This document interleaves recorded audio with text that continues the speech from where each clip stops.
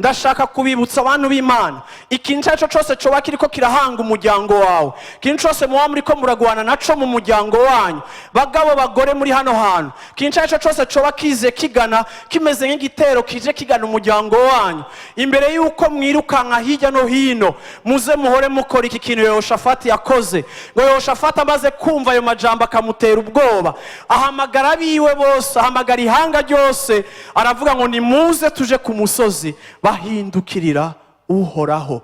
Niyo reflexe ya mbere y'umuntu yakijijwe agomba kugira igihe ahuye n'ikibazo.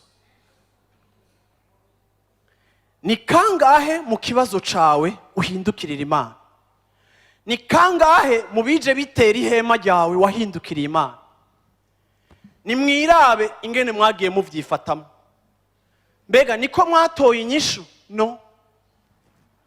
Biranashoboka yuko wazitoye, ariko kandi guhindukirira Imana ntaco byari kugutera guhomba mu ntumbero yo kuronderera inyishu icaje giteye ubuzima bwawe.